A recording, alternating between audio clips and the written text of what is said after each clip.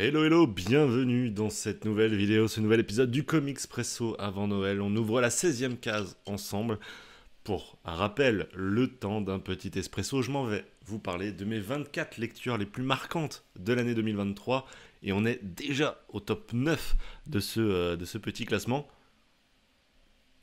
Le temps d'une petite lampée et le temps pour moi de vous annoncer deux petites choses. La première, sachez qu'à partir du 25 décembre, et ce jusqu'à tout début janvier, je prendrai une petite pause simplement pour profiter des fêtes, profiter de mes proches dans des moments qui ne sont pas forcément simples pour nous cette année.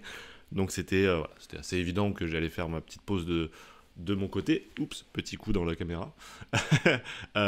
J'espère que vous m'en voudrez pas. De toute façon, je vous connais maintenant, je sais que vous comprendrez cette décision de mon côté. Ça va pas être une longue pause, hein, on parle d'une semaine, 10 jours, mais ce sera important. Et la deuxième chose, c'est tout simplement que le 25, 26, en tout cas, dans cette pause-là, vous aurez une petite vidéo d'une minute, un petit teaser pour un événement que j'organise. Mais ça, je vous en dis plus, vous l'aurez compris, dans une dizaine de jours, après Noël, voilà. En attendant, aujourd'hui, on se retrouve pour autre chose, pour cette fameuse case du 16 décembre. Et aujourd'hui, je vous parle de juste la meilleure série de super-héros que j'ai lue en 2023. C'était déjà un coup de cœur en début d'année, j'ai pu la continuer tout au long de l'année. C'est une série qui m'a accompagné et aujourd'hui je vous parle donc, évidemment vous l'aurez compris, j'essaye de faire un petit éventail, c'est magnifique, de Nightwing du Tom Taylor et Redondo au dessin. Une magnifique série donc de super-héros, vous l'aurez compris, qui met à l'honneur Nightwing, l'acolyte, le premier Robin, Dick Grayson, l'acolyte donc de Batman. L'histoire, tout simplement, Nightwing se remet difficilement des événements qui lui sont arrivés. Je ne vais pas revenir dessus pour les gens qui voudraient lire le run précédent. Et il décide de se recentrer sur ce qui compte réellement, c'est-à-dire protéger les habitants de sa ville de Bloodhaven, la fameuse ville qu'on voit en fond, cette cover magnifique. Et si la perte d'un proche richissime, voilà, pour ne pas le citer, puisque encore une fois, je ne voudrais pas spoiler les événements qui précèdent, même si ça commence à dater un petit peu. Ce proche se révèle être un peu plus riche que ce qu'on pensait et va lui donner l'opportunité d'aider la ville différemment, directement à la souche, voilà, aux racines. Et ça tombe bien parce que la ville, au même moment, on va faire face à un nouvel ennemi, tout simplement un gars qui arrache les cœurs de ses victimes, ni plus ni moins. Alors, pourquoi est-ce que j'ai cité Nightwing alors même que les gens qui me connaissent peut-être se disent mais t'étais pas le gars qui n'aimait pas la Bat Family? Je suis toujours le gars qui a un problème avec la Bat Family. Disons pas que je les aime pas. Pour moi, ils sont pas cohérents avec le personnage de Batman. C'est un truc que je dis souvent. Évidemment, je comprends totalement. J'en ai beaucoup débattu avec des gros fans de Batman. Je connais tous les arguments qui me disent que oui, c'est logique pour Batman d'avoir les acolytes qui l'empêchent de flancher, etc. Voilà, moi c'est un truc auquel je n'adhère pas. Et donc j'étais un peu réticent à me lancer sur Nightwing.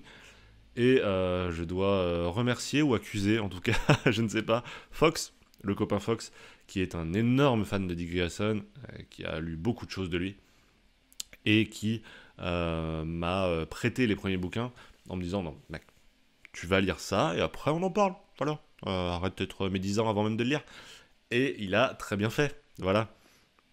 J'ai juste adoré ce récit. On va revenir principalement sur deux choses qui m'ont absolument marqué dessus. Déjà, grosso modo, sur les autres éléments, je trouve qu'il y a un vrai propos social qui est hyper intéressant parce que c'est vraiment le qu'est-ce qui se serait passé si Batman avait mis sa fortune au service de la ville et pas au service tout simplement du Batman, quoi. Est-ce qu'il n'y avait pas une autre solution avec cette fortune? Question qui a de nombreuses fois été posée. Et là, on a vraiment ce sorte de what if où Nightwing apprend des erreurs de Bruce. Et c'est génial. Voilà, c'est génial. Le propos est vraiment très très bien construit en opposition avec Batman. Même si tu comprends petit à petit qu'ils sont pas si différents, quoi. Donc c'est vraiment génial, quoi. J'adore le fait qu'on ait à la fois ce côté très light, assez marrant même, de ce run-là. Vraiment, tu t'amuses dedans. Tu vois pas le temps passer. C'est hyper light, une vraie bulle d'air, comme on en fait trop peu. Et en même temps, ça vient vraiment aborder des thèmes sociaux ultra importants et c'est génialement fait. J'ai juste adoré ça. Du côté des trucs vraiment marquants.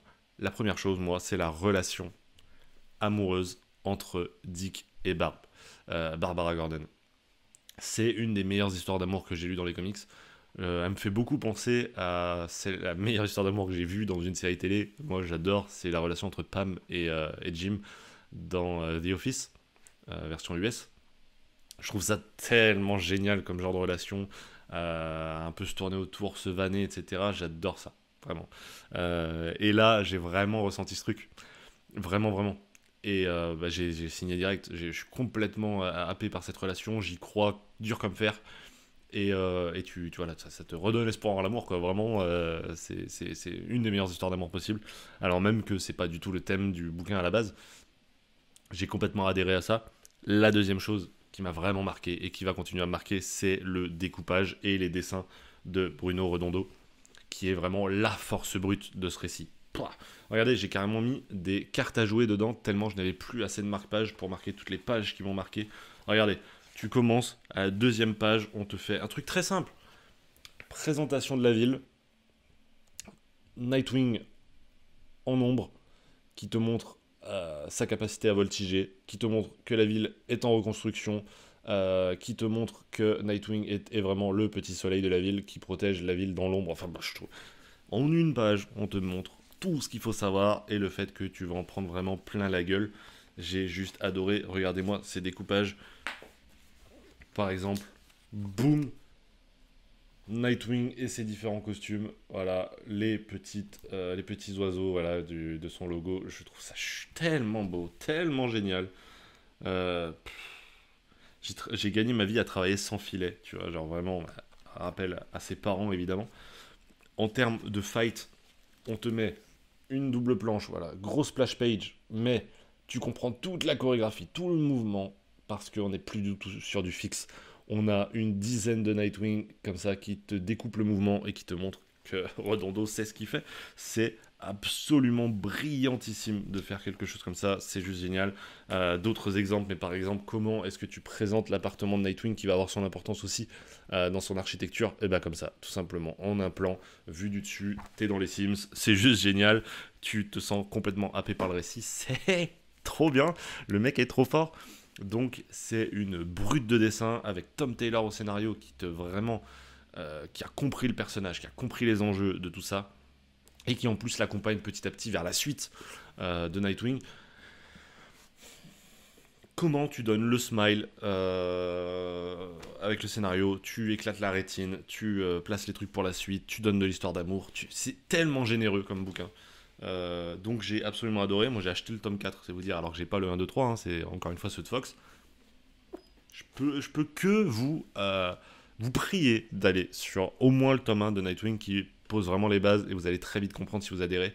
Et je crois qu'il y a très peu de personnes qui adhèrent pas à ce récit. Vraiment. Je crois que c'est vraiment un récit assez fou.